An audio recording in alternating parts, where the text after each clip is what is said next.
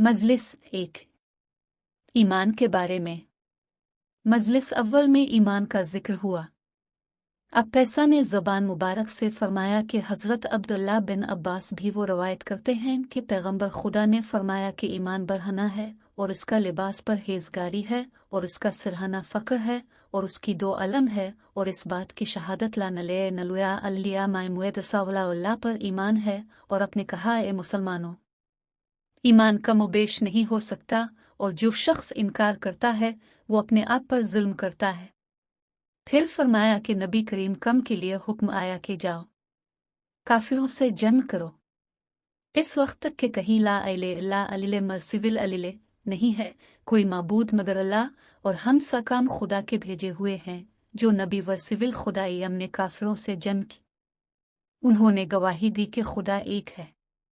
फिर नमाज का हुक्म दिया, उन्होंने कबूल किया।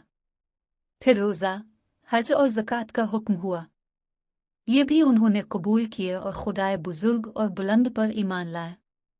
फिर फरमाया कि ये सब बातें ईमान का बार बार याद ताज़ा करना है, लेकिन रोज़े और नमाज से घटता बढ़ता नहीं।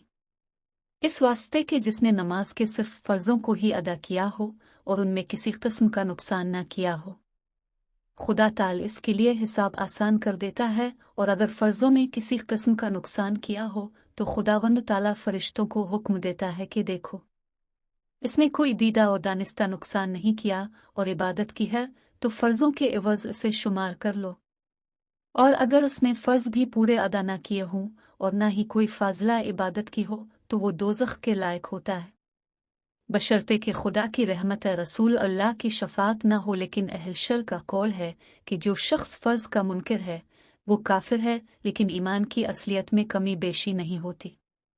फिर फरमाया कि जो शख्स नमाज अदा नहीं करता वो इस हदीस मन तरु अल-सलात मतमदन फ़क़द उफ़ा मुस्तौजिब अल-क़त्ल इंद अल-शाफ़ी, जिस शख्स ने अरादता नमाज तर्क की बस वो काफिर हुआ। अनीस अल-अरवा यानी इमाम शाफी है कि नज़दीक कत्ल करने के काबिल है कि बमूजिब काफर होता है। फिर फरमाया कि ख्वाजा जुनैद बगदादी जुनैद बैनिये के उम्दा में मैंने लिखा हुआ देखा है कि ख्वाजा यूसुफ चिश्ती पैसे से रवायत है कि जिस वक्त सताब नरेबुनोम क्या मैं तुम्हारा परवरदिगार नहीं हूँ की आवाज़ की तो उस वक्त तमाम मुसलमानों और काफिरों की रूहें एक जगह थीं। आवाज़ के आते ही उनकी 4 कस्में हो गईं। पहली किस्म की रूहों ने जब आवाज़ सुनी इसी वक्त सजदा में गिर पड़े और दिल और ज़बान से कहा के अलावा बेली, उन्होंने कहा हाँ। दूसरी किस्म की रूहों ने भी सजदा किया और ज़बान से कहा के अलावा उबली, लेकिन दिल से ना कहा। तीसरी किस्म के रूहों ने दिल से कहा और चौथी किस्म की रूहों ने ना दिल से कहा और ना ही ज़बान से कहा।